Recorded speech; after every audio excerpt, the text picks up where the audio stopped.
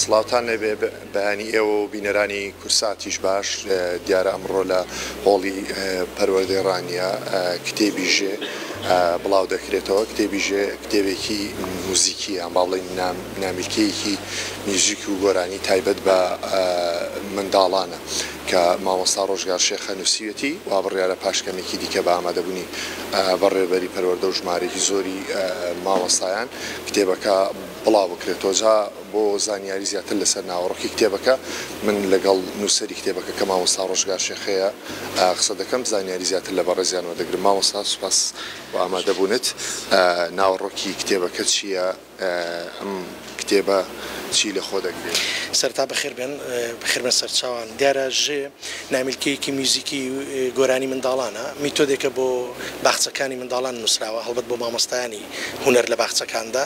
ئەو میتۆدە بە پاڵپشتی نووسینگەی کاقوبات تاڵبانی نووسینگەی کولتوری و هونەری ڕاپەڕین چاپ کراوە. ئەو پرۆگرامێکی هونەریە تایبەتە بە موزیکی منداڵان، هەڵبەتە بە پاڵپشت بە کۆمەڵێک گۆرانی و شعری تێکستی منداڵان، زایدەن سیدێکی لەگەڵدایە کە ئەو سیدە دەبێتە پاشخانێک یان باگراوندێکی زۆر باش بۆ مامۆستای هونەر بۆی بتوانێت هەم وانەی هونەر بە باشی و بە ئەکادمیتر بڵێتەوە، هەم پلانێکی تۆکمەتری بۆ دابنێت. باش مامۆستا، ئەمە لە ساڵی داهاتووە دەبێتە پرۆگرامێکی خوێندن لە باخچەکان؟ لە ڕاستیدا وا بڕیارە، وەکو تێستیش لە باخچەکانی دەڤەری ڕاپەڕین یان با بڵین پەروەردەی ڕانیە وەکو تێست دادەندرێ و چاودێری دەکرێت، بە داداچوونی بۆ دەکرێت.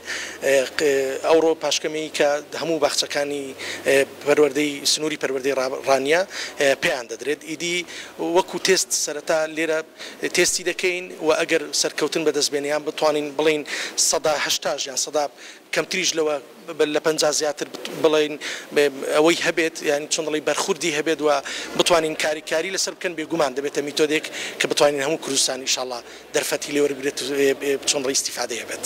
باشە مامۆستا، ئامانجی ئەم نامیلکەیە ئەوەیە منداڵان لە باخچەکانەوە ئاشنا بکرێن بە گۆرانی میوزیکی کوردی؟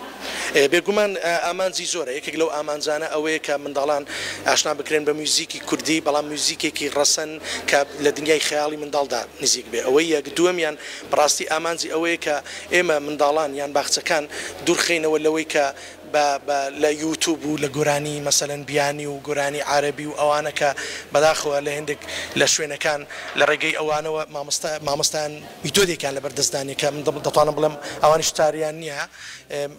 ئەو میتۆدە ئەوان دووریان خاتەوە لە گۆرانیانە و بە موزیکی کوردی، بە گۆرانی کوردی، بە تێکستی کوردی کە پەروەردەی بێ و سوودی هەبێت ئاشنا بکرێن. ئەمساڵ تازە کتێبەکە با بڵین چاپ کراوە نامیلکەکە، یان ئەمساڵیش لە بەشێک لە باخچەکان بەکاریانیان تازە چاپ کراوە؟ ئێستا ئەمڕۆ کتابەکە دەناسێندرێت و هەر ئەو ڕۆژ پێیان دەدرێت. ئەم ساڵ یەکەم ساڵە و لە خوێندنی ساڵی داهاتوودا دەبێتە میتۆد و هەوڵ دەدەین سوودی هەبێ بزانین، چونکە بەڕاستی نییە تا ئێستا نییە. مامۆستای میوزیک تەنیا ئەوەندەی لە بەردەستدایە کە بتوانێت خۆی هەوڵێک بدا وەکو میتۆد هیچ میتۆدێکمانێ، بەڵێ بێگومان ئەو ساڵ دەبێتە میتۆدێکی بۆ باخچەکان. مامۆستاکە لەگەڵ مابووی. بەڵێ دیارە نامیلکەکە تایبەتە بە گۆرانی و میوزیکە بۆ مامۆستایانی باخچەکانە، بۆی منداڵانیش زیاتر ئاشنا بکرێن بە گۆرانی میوزیکە ڕەسەنی کوردەواری، و مامۆستا ئاماژەی بۆ کرد بۆی دوور بکەونەوە لە مەسەلەی با بڵێن گۆرانی عەرەبی و یا گوێگرتن لە گۆرانی بیانی و ئەوانە، زیاتر ئاشناکردنی منداڵانە لە باخچەکانەوە بە کلتور و هونەری ڕەسەنی کوردەواری.